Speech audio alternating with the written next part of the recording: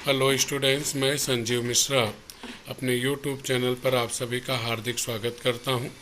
आशा करता हूं आप सब स्वस्थ मस्त और अपनी पढ़ाई में पूरी तरह व्यस्त होंगे। पाठ 3, मान न मान मैं तेरा मेहमान। लेखक संजीव निगम जी। विद्यार्थियों, हम लोग पढ़ रहे थे पाठ 3, मान न मान मैं तेरा मेहमान। लेखक हैं संजीव निगम जी। इस पाठ में पिछले वीडियो में हम लोगों ने पढ़ा, लेखक कहते हैं कि हमारे देश में यह परंपरा है कि अतिथि देवो भव, मेहमान भगवान का रूप होता है और हमारे घर में जो कुछ भी अच्छा है, सबसे अच्छा है, हमें वह अपने मेहमान को देना चाहिए, खिलाना चाहिए।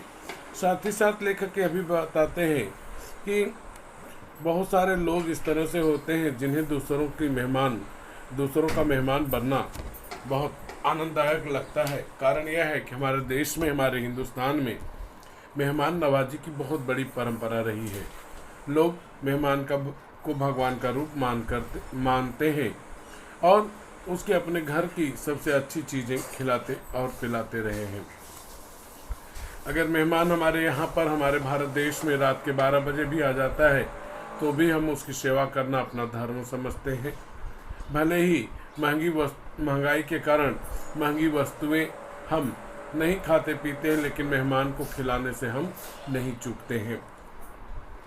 साथ ही साथ लेखक यह भी बताते हैं कि जब विद्यालयों की छुट्टियां होती हैं मई के महीने में, जून के महीने में, अक्टूबर और नवंबर के महीने में, तब भारत देश में प्रत्येक घर में मेहमानों के आने जाने का सिलसिला शुरू हो जाता है। लेखक यहाँ पे कहते हैं कि उन्हें दूसरों का मेहमान बनने में बड़ा आनंद आता है, बहुत खुशी होती है। मेहमान जो लोग बनते हैं वो ये नहीं सोचते हैं कि जिसके घर वो मेहमान बन के जा रहे हैं उनको कौन सी तकलीफ हो रही, कौन सी परेशानी हो रही है। वे कहीं जाने के लिए भी तैयार रहेंगे तो अपना सामान रख देंगे और आपका दिल खोलकर स्वागत करेंगे। यहाँ तक हम लोगों ने पढ़ा हुआ था। आज इस दूसरे और अंतिम वीडियो में इस पाठ का बाकी बचा हुआ अंश हम लोग पढ़ेंगे। चूँकि हीरे की कदर सिर्फ जौहरी ही जानता है। जौहरी अर्थात जो हीरे का व्यापार करता है। इसलिए हमारी संस्कृति के इस कोहिनूर हीरो को हमारी पारखी नज़र ने बहुत साल पहले ही ताल लिया था। कोहिनूर हीरा है जो कि दुनिया का सबसे महंगा हीरा माना जाता है। पारखी नज़र अर्थात जांचने परखने की, जिसमें भावना होती, जिसमें जांचने की नज़रिया होती है, उसे हम कहते हैं पारखी नज़र। नज़र मतलब आंखें। ताड़ लेना यानी पता लगा लिया था। और तभी से हमने भीष्म प्रतिज्ञा कर ली थी कि साल के 365 दिनों में से ज़्यादा दिन अपने रिश्तेदारों, दोस्तों व जानकारों के मेहमान बनकर उन्हें कृतार्थ करते रहें। कृतार्थ करना अर्थात उनके जीवन को सफल बनाना। लेखक कहते हैं कि जिस तरह से एक जौहरी होता है वह हीरे की अच्छाई, उसकी खूबी को परख लेता है, उसी तरह से लेखक भी एक जौहरी के ही समान है। उन्होंने बहुत पहले ही ये पता लगा लिया था और एक बहुत ही बड़ी भीष्म प्रतिज्ञा यानी बहुत बड़ी प्रतिज्ञा, बहुत बड़ी कसम खा ली थी कि 365 दिन एक वर्ष में होते हैं। वर्ष के ज़्यादातर दिन वे अपने रिश्तेदारों के यहाँ रहेंगे, अपने दोस्तों के यहाँ रहेंगे, अपने जानकारों के मेहमान बनकर रहेंगे और उनके जीवन को सफल बनाते रहेंगे। हम में एक बात अच्छी है कि हमारे माता पिता दोनों की तरफ का कुनबा काफी लंबा चौड़ा है। कुनबा अर्थात परिवार। तो यहाँ पे प्रश्न बनता है, लेखक के माता पिता के परिवार की विशेषताएं। तो यहाँ पे उत्तर होगा कि दोनों की तरफ का कुनबा काफी लंबा चौड़ा है। लंबा चौड़ा दोनों विशेषण है और यहाँ पे देखेंगे तो शब्द युग में है, क्योंकि जोड़ियों में थे। माता पिता जोड़ियों में हैं। शादी के बाद उसमें पत्नी के कुनबे का भी समावेश हो गया। समावेश होना अर्थात सम्मिलित हो जाना। लेखक यहाँ पे बता रहे हैं कि लेखक की जो मम्मी है, माता जी हैं, तो अर्थात लेखक के ननिहाल में बहुत सारे लोग हैं और साथ में ही पिताजी के रिश्ते में भी बहुत सारे लोग हैं, रिश्तेदार हैं। साथ ही साथ जब पत्नी की शादी हुई तो उसमें पत्नी के परिवार वालों का भी सम्मेलन हो गया, वो भी उसमें मिल गया। अर्थात एक लंबे चौड़े रिश्तेदारों की पूरी लिस्ट तैयार हो गई। इसके अलावा कई चलते फिरते जानकार भी हैं, चलते फिरते शब्द युग में है। आपकी दुआ से बंदे ने उन्हें भी अपनी मेहमानदारी से नवाज रखा है। लेखक कहते हैं उन्होंने नियम बनाया है कि 365 दिन में से ज़्यादातर दिन वे रिश्तेदारों के घर, मेहमानों के घर, जान पहचान वालों के यहाँ रहेंगे। उनमें उन्हें फ़ायदा यह होता है कि उनके ननिहाल में भी बहुत सारे उनके रिश्तेदार हैं, पिताजी के बहुत सारे रिश्तेदारी है। साथ में ही विवाह होने के बाद पत्नी अर्थात लेखक के ससुराल वाले भी आए। साथ में ही चलते फिरते बहुत सारे मित्र बन गए हैं। लेखक सबके यहाँ मेहमान बन के जाता है और वहीं पे रह के ठाठ से खाते और पीते हैं। मेहमानदारी में देखेंगे तो दारी जो है प्रत्यय है, मूल शब्द है मेहमान। मेहमान में दारी जोड़ दिया तो वह मेहमानदारी बन गया। मेहमानदारी से नवाज रखा है, नवाज रखना अर्थात उनको मेहमान नवाजी करने का अवसर प्रदान करना। नवाज यह शब्द उर्दू का है। अपना तो उसूल इतना सीधा, उसूल मतलब सिद्धांत, नियम इतना सीधा है कि कभी कोई सड़क चलता हुआ हमारी ओर देख भर लेता है तो तुरंत उससे पूछ बैठते हैं, और भाई घर कब बुला रहे हो। इसी बेतकल्लुफी के चलते कई बार हम बिना जान पहचान के लोगों की डाइनिंग टेबल की शोभा बढ़ा चुके हैं। बेतकल्लुफी अर्थात निसंकोच कही बात, बिना संकोच के कही गई बात। लेखक कहते हैं कि वे रास्ते में चलते रहते हैं, कोई उनको अगर थोड़ी देर देखता भी है तो उससे सीधा वो कह बैठते हैं कि यार केवल देखते ही रहोगे कि अपने घर खाने पीने पर भी बुलाया करोगे। इस तरह से लेखक किसी का मेहमान बनने के लिए हमेशा व्याकुल रहते हैं। यहाँ पे जैसा पहले वीडियो मैंने बताया था, बे उपसर्ग है, उफी जो है वो प्रत्यय है, उर्दू का ये शब्द है। हमारे उनके घर से खा पी कर फिर आने का वादा करके निकलने के बाद अक्सर वह मियाँ बीवी इस बात को लेकर आपस में लड़ मरते हैं कि आखिर हम दोनों में से रिश्तेदार किसके थे। लेखक कहते हैं कि जो लोग मुझे नहीं जानते हैं मैं उनका भी रिश्तेदार बन जाता हूँ, मेहमान उनका बन जाता हूँ और आराम से खा पी के चंपत हो जाता हूँ, 9-2-11 हो जाता हूँ। लेखक के जाने के बाद मियाँ बीबी अर्थात पति पत्नी में इस बात को लेकर बहस होती है कि यार वे किसके रिश्तेदार थे, मेरे कि पति के थे या पत्नी के थे, उनको भी पता नहीं होता। रिश्तेदार का समानार्थी होता है मेहमान।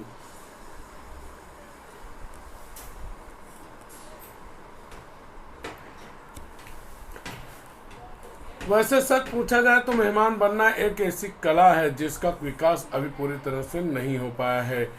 लेखक यहाँ पे अब तक बताए कि वे किस तरह से किसी के भी मेहमान बन जाते हैं, जिसे हम कह सकते हैं गले की हड्डी बन जाना। लेखक आगे कहते हैं कि किसी का मेहमान बनना भी एक कला है। तो लेखक ने इसे कला कहा है, मेहमान बनने को कला कहा है, जिसका विकास अभी पूरी तरह नहीं हो पाया। अब यही देखिए कि जब कभी किसी उच्च कोटि के मेहमान का उदाहरण देना होता है तो मुझे अपना नाम ही लेना पड़ता है। लेखक कहते हैं कि अभी तक हमारे देश में कोई ऐसा मेहमान नहीं बना है जो उनसे अच्छा मेहमान सिद्ध हुआ हो, जो उनसे भी बेहतर रहा हो। श्रेणी मतलब कोटि मतलब श्रेणी मतलब बेहतर। लेखक यहाँ पे यह भी बताते हैं उच्च मतलब श्रेष्ठ, कोटि मतलब श्रेणी। लेखक कहते हैं कि अगर यह बताना पड़ता है कि अब तक का सर्वश्रेष्ठ मेहमान कौन है तो किसी का भी नाम अभी सामने नहीं आता है। लेखक को बताना पड़ता है कि अभी तक सबसे ज़्यादा अच्छा मेहमान लेखक ही सिद्ध हुए हैं। आज के इस कठिन आर्थिक युग में यह काम भी कठिन होता जा रहा है। कितने दांव पेच लड़ाने पड़ते हैं मेहमान बनने के लिए।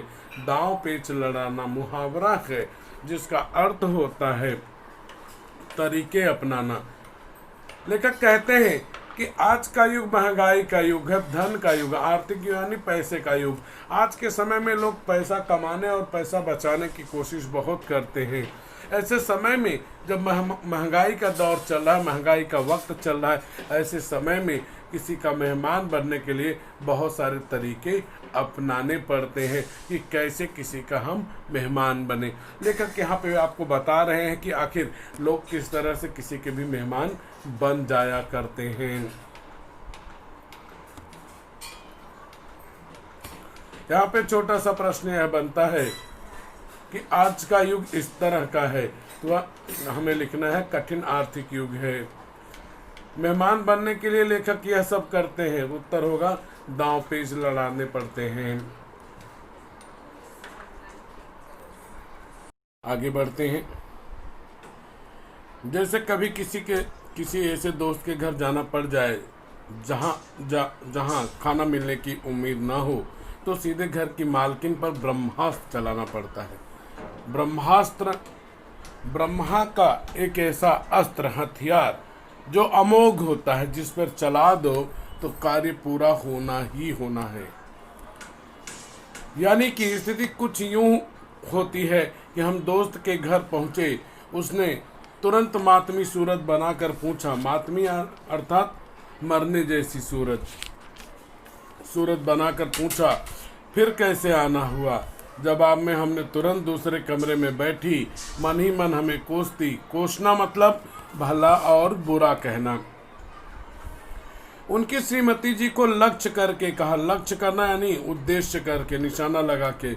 बस क्या बताएं यार, उस दिन भाभी जी के हाथ का लाजवाब खाना खाया कि अब किसी और के खाने में स्वाद ही नहीं आता। ससुरे 5 स्टार होटल के शेफ भी भाभी जी के हाथ के जादू के आगे पानी भरते हैं। बस हो गया किला फतह। अब हमारा प्यारा दोस्त भले ही हमें घर से धक्के देकर निकालना चाहता हो, पर प्यारी भाभी जी इस कद्रदान देवर को भूखा थोड़े ही जाने देंगी। कद्रदान अर्थात इज्जत करने वाले। साथ में ही किला फतह करना अर्थात जीत हासिल करना। फतह उर्दू का शब्द है जिसका अर्थ होता है जीतना। शेफ अंग्रेजी का शब्द है जिसका अर्थ होता है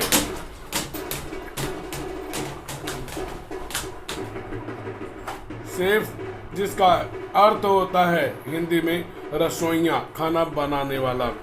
लाजवाब अर्थात बेमिसाल।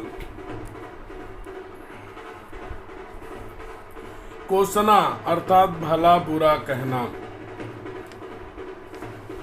यहाँ पर लेखक यह बता रहे हैं, वे कहते हैं कि अगर उन्हें ऐसे दोस्त के घर पे जाने का मौका मिलता है जहाँ पर खाना मिलने की कोई उम्मीद नहीं हो, तो और दोस्त भी नाराज हो, ऐसे समय में लेखक तुरंत एक ब्रह्मास्त्र चलाते हैं, एक ऐसा अस्त्र हथियार चलाते हैं जो अमोघ होता है, अर्थात जिसका निशाना लगना ही लगना होता है, अर्थात उसमें सफलता में कोई संदेह नहीं रह जाती है।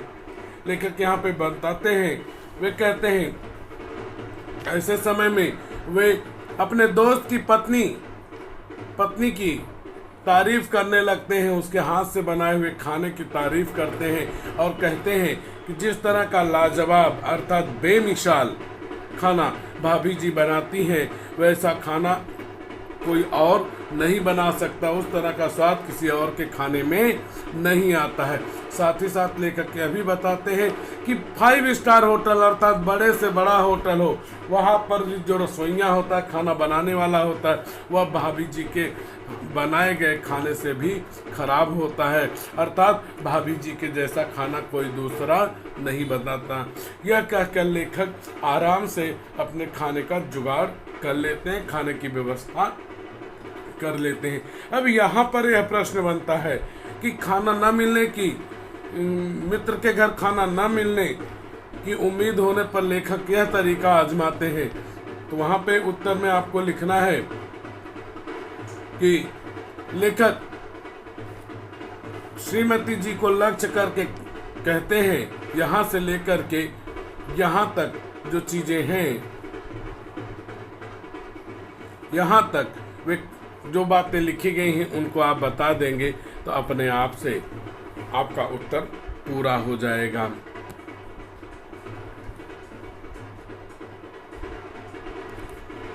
शादी होने के बाद से हमने बच्चों के विद्यालय की छुट्टियों के दिनों वाली थोड़ी अस्थायी प्रकार की मेहमानदारी विधा के विकास की ओर भी काफी ध्यान दिया है। शादी समानार्थी शब्द विवाह विद्यालय की छुट्टियों के अस्थायी मतलब टिकाऊ। लेखक कहते हैं कि जब से लेखक का विवाह हो गया और उनके बच्चे हो गए, तब से उन्होंने कुछ अस्थाई मतलब टिकाऊ प्रकार की मेहमानदारी के तरीके, विधा मतलब तरीके का विकास किया। अर्थात कुछ एक ऐसे रिश्तेदार खोजे जाएं जिनके यहाँ अस्थाई रूप से लेखक जा सके। कहीं और जाने का मौका भले न मिले, लेकिन उनके यहाँ लेखक आराम से पहुँचे और जा करके उनके मेहमान बन जाएं। ऐसी मेहमानदारी की फसल उगाने के लिए ससुराल की धरती काफी उपजाऊ रहती है। उपजाऊ अर्थात जिसमें अन्न पैदा हो सकता है, कुछ भी उगा सकते हैं। यहाँ पे दारी प्रत्यय है। यहाँ पे प्रश्न आपका बनता है,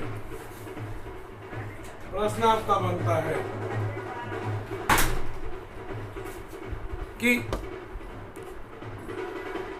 मेहमानदारी की फसल यहाँ आसानी से उगाई जा सकती है ससुराल की धरती पर।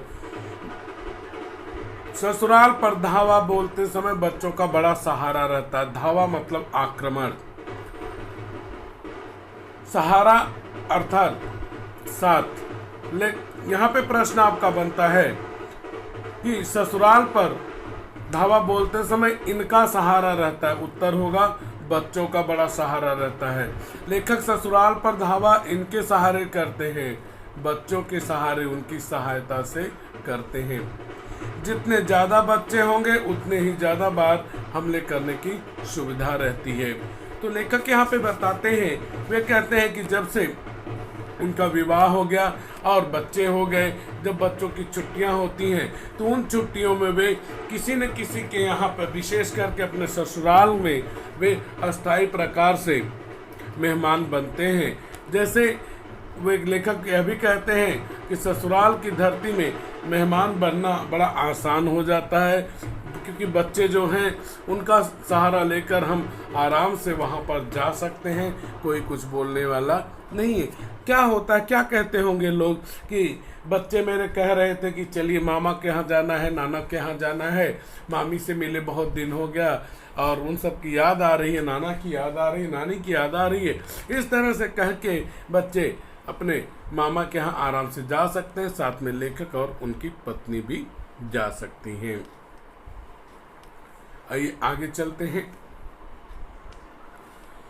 एक साल टुन्नू को अपने नाना की याद आएगी, तो दूसरे साल टिन्नी को, तीसरे साल मुन्नी को, और ये क्रम इसी प्रकार चलता रहेगा।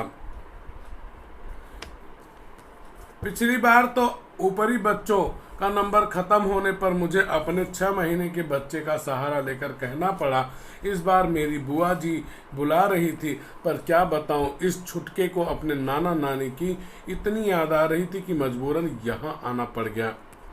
एक शातिर, शातिर मतलब चालाक, धूर्त, शातिर को बेटी देकर फंस गए ससुराल वालों के सामने। इस कुतर को भी मानने के सिवाय चारा ही क्या था। चारा न रहना यह मुहावरा है, अर्थात कोई रास्ता न बचना। कुतर्क, कुतर्क में आपको उपसर्ग और प्रत्यय मैंने पढ़ाए हैं, तो यहाँ पे कु जो है वह उपसर्ग है। तर्क, तर्क मतलब जो बातें हम अपने पक्ष में कहते हैं उसे तर्क कहना कहते हैं, लॉजिक। तो कु उपसर्ग है।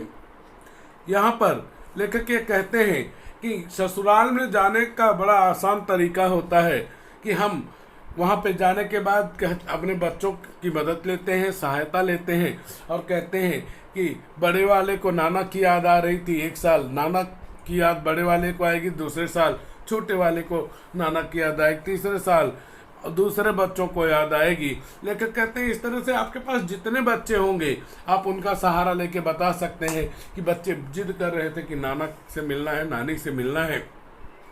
एक परेशानी हो गई। एक बार लेखक के तीनों जो बच्चे हैं, टुन्नू है, टिन्नी है और मुन्नी है, ये तीनों बच्चों की बारी आज के चली गई, अब चौथी साल हो जाने को हुआ, तब लेखक को कोई और रास्ता नहीं सूझा, तो लेखक ने अपने 6 महीने के बच्चे का सहारा लिया, जो अभी जानता भी नहीं था कि नाना और नानी क्या है। और उसने सीधा वो किया कि मेरे बच्चे ने, छोटे से बच्चे ने कहा कि नाना नानी की बहुत याद आ रही है, इस कारण से हम लोग यहाँ चले आए। लेखक यह भी बताना नहीं भूलते हैं कि इस बार लेखक बुआ के यहाँ पे जाने वाले थे, लेकिन छुटके ने, जो अभी गोदी में है, 6 महीने का है, उसे अपने नाना नानी की बहुत याद है। इस तरह से लेखक एक शातिर के रूप में दूसरों के यहाँ पे जा करके मेहमान बनने की कोशिश करते हैं। अब यहाँ पे आपका संजाल बनता, संजाल में आप जानते हैं 4 चौखट रहते हैं, तो वहाँ पे प्रश्न यह बनता है कि लेखक के बच्चों के नाम। तो लेखक के बच्चे का एक नाम हुआ टुन्नू, दूसरा हुआ टिन्नी, तीसरा है मुन्नू और चौथे का नाम है छुटके। ये 4 बच्चे लेखक के हैं। नाना नानी शब्द युग में है आपका। यहाँ पे देखेंगे तो यह चिन्ह अल्प विराम का है, और यहाँ पे, यहाँ से लेकर के यहाँ तक ये जो चिन्ह दोहरा अवतरण है, यह चिन्ह आपका पूर्ण विराम का है।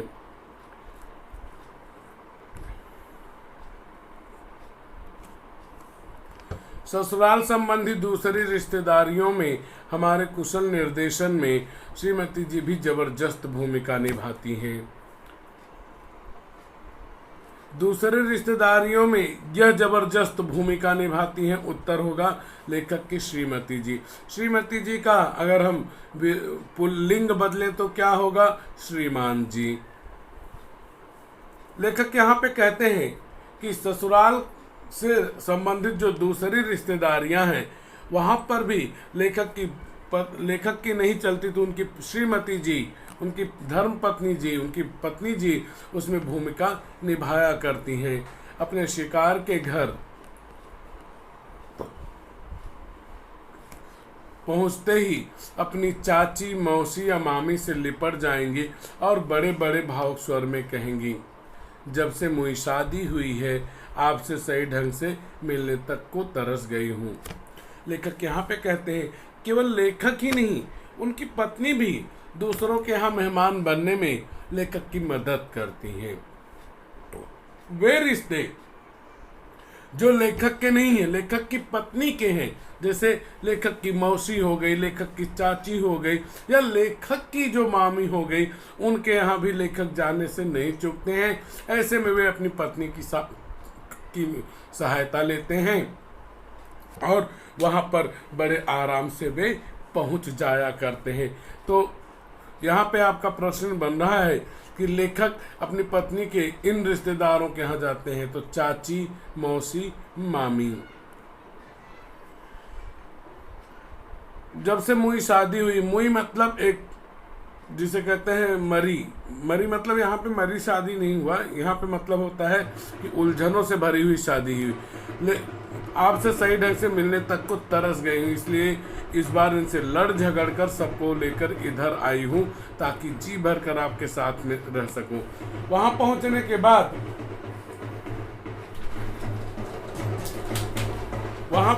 के बाद लेखक की पत्नी नाटक करना शुरू कर देती हैं और यह बताना शुरू करती हैं अपनी मामी को, अपनी चाची को, अपनी मौसी को कि जब से विवाह हुआ है तब से आप लोगों से मुलाकात करने का समय ही नहीं मिला है। ये आपसे मुलाकात कराने को तैयार नहीं थे। इस बार मैंने इनसे झगड़ा किया, लड़ाई झगड़ा किया। इस बार मैं अपनी मामी के यहाँ, अपनी मौसी के यहाँ ज़रूर जाऊंगी और अपनी चाची से मिलकर आऊंगी और इस तरह से इनसे लड़ झगड़ कर मैं आपसे मिलने और इन लोगों को आपसे मिलाने के लिए लेकर आई हूँ। तो यहाँ पे लेखक यह बता रहे हैं कि लोग मेहमान बनने के लिए कौन कौन से दांव पेच खेला करते हैं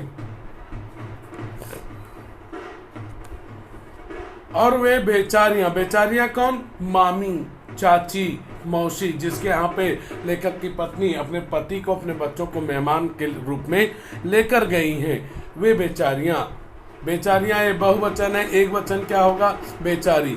जब तक अपनी इस भतीजी या भांजी के प्रेम प्रदर्शन के इस अप्रत्याशित हमले से बाहर आती हैं, तब तक हम अपने सूटकेसों को उनके घर में जमा कर अपनी दीर्घकालिक उपस्थिति के स्पष्ट संकेत उन्हें दे देते हैं।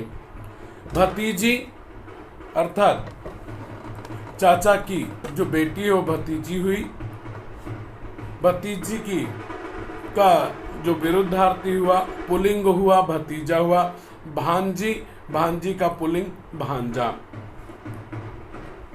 तो लेखक कहते हैं कि जब तक लोग यह समझ पाते हैं कि यह उनकी लेखक की पत्नी जो उनकी भतीजी लगती है या भांजी लगती है, जो इतना प्रेम दिखा रही, प्रेम प्रदर्शन करना अर्थात प्रेम दिखाना, जो अचानक से यह प्रेम दिखा रही है, वो क्यों दिखा रही है, इतना वो समझ पाए, तब तक लेखक अपने जो सूटकेस हैं उन सभी को खोल करके सारे सामान उनके घर में रखना शुरू कर देते हैं और यह जाहिर कर देते हैं कि हम जल्दी जाने वाले नहीं हैं। दीर्घकालिक अर्थात लंबी अवधि, लंबे समय तक। यहाँ पे जो है उपस्थिति, इसका अर्थ होता है मौजूदगी। उप यहाँ उपसर्ग है, ई प्रत्यय, तो स्थित शब्द था मूल शब्द। सूटकेस अंग्रेजी का शब्द है। अपनी मेहमानदारी विशेषज्ञता, विशेषज्ञता अर्थात विशेषता से हमने अपने नाते रिश्तेदारों को इतना लाभान्वित किया, लाभान्वित करना अत्यधिक लाभ पहुंचाना, कि उनमें से कई के बच्चे बड़े बड़े कॉरपोरेट हाउस में गेस्ट रिलेशन ऑफिसर बन गए हैं और कुछ लोगों ने बिना कोई कैटरिंग डिप्लोमा पास किए अपने खुद के रेस्टोरेंट खोल लिए हैं। लेखक यहाँ पे बताते हैं कि वे जिनके घर पे जाते हैं तो वे सभी जो है यह सीख जाते हैं कि मेहमानों का किस तरह से स्वागत किया जाता, आदर किया जाता है, किस तरह से उनका ध्यान रखा जाता है। इसलिए बड़ी बड़े कारपोरेट अर्थात व्यावसायिक जो घराने हैं, हाउसेज यानी घराने हैं, वहाँ पे इन लेखक के रिश्तेदारों के बच्चे जो है गेस्ट रिलेशन ऑफिसर बना दिए गए, अर्थात मेहमानों से संबंध रखने वाले अधिकारी बना दिए गए, जिनका काम यह होता है कि जो लोग भी वहाँ पे आ रहे हैं, वहाँ पे व्यापार के सिलसिले में आ रहे हैं, उनसे कैसे संबंध बनाना है, यह उनका काम होता है। और कुछ एक लोग ऐसे हैं कि मेहमानों को क्या खाना है, क्या पीना है, वह सब तैयार करते करते डिग्री नहीं ली, पढ़ाई नहीं की, उसके बाद भी कैटरिंग डिप्लोमा के बिना ही उन्होंने अपना रेस्टोरेंट, अपना होटल खोल लिया है। अपना तो छोटा सा देशभक्तिपूर्ण प्रयास यही है कि एक दिन Guinness book of world records में यह छपे कि दुनिया में सबसे अधिक मेहमान बनने का रिकॉर्ड भारत के इस लाडले सपूत ने स्थापित किया। सपूत स उपसर्ग है, स मतलब अच्छा, पूत मतलब बेटा, अच्छा बेटा, स उपसर्ग यहाँ पे, लाडले अर्थात दुलारे। Guinness book of world records एक ऐसी किताब है जो विश्व में जो सबसे अच्छा कर लेता है, सबसे बेहतर करता है, वो रिकॉर्ड बनाता है तो उसे उसमें दर्ज किया जाता है। लेखक कहते हैं कि वह किसी अन्य कार्य से यह प्रयास नहीं कर रहे हैं, वह अपने देश को महत्व दिलाना चाहते हैं। उनका यह कदम, मेहमान बनने का यह तरीका जो है, यह इसलिए है कि वे विश्व में भारत का नाम ऊंचा हो सके, इसके लिए प्रयास कर रहे हैं। वे चाहते हैं कि एक दिन Guinness book of world record में यह बात लिखी जाए, छापी जाए कि भारत के संजीव निगम जी सबसे अधिक मेहमान बनने वाले व्यक्ति बन गए हैं। अगर मेरे संबंधी, दोस्त और जानकार थोड़ा सा धैर्य मतलब धीरज, हिम्मत रखें तो यह काम कोई मुश्किल भी नहीं है। उनका हौसला मतलब हिम्मत, हौसला बढ़ाने के लिए मैं अक्सर उन्हें ये शेर सुनाता रहता हूँ। शुक्र कर उस खुदा का, खुदा अर्थात भगवान का, और मुझ मेहमान का, मेहमान अर्थात रिश्तेदार का, तेरा खाना खा रहा हूँ तेरे दस्तरखान पर। दस्तरखान क्या होता है? जो जिस कपड़े के ऊपर पहले के समय में जैसे होता था, राजाओं महाराजाओं का स्वागत होता तो एक कपड़ा बिछा दिया जाता, उसके ऊपर थाली रखी जाती, उसको दस्तरखान कहते हैं। लेखक कहते हैं कि जब उनके मेहमान उनसे उबने लगते हैं तब वे उन्हें एक शेर सुनाते हैं। शेर उर्दू की कविता है कि उस खुदा का, उस ईश्वर का एहसान मान, शुक्र कर अर्थात एहसान मान, और मेरा भी एहसान मान कि तुम्हारा खाना खाने के लिए मैं आ रहा हूँ, तुम्हारे दरवाजे पर आता हूँ और तुम्हारे रसोई में जाकर तुम्हारा खाना खा रहा हूँ। लेखक यहाँ पे कहते हैं कि उनकी यह अभिलाषा कि उनके देश का नाम ऊंचा हो, कि विश्व में सबसे अधिक मेहमान बनने वाले भारत के व्यक्ति हैं, तो उसके लिए उनके दोस्तों और रिश्तेदारों को उनको अपना मेहमान बनाना ही पड़ेगा। बच्चों, अगर आपको मेरा पढ़ाना अच्छा लगा तो वीडियो को लाइक कीजिए, चैनल को सब्सक्राइब कीजिए और वीडियो शेयर कीजिए तथा कमेंट बॉक्स में कमेंट कीजिए कि आपको मेरा पढ़ाना कैसा लगा।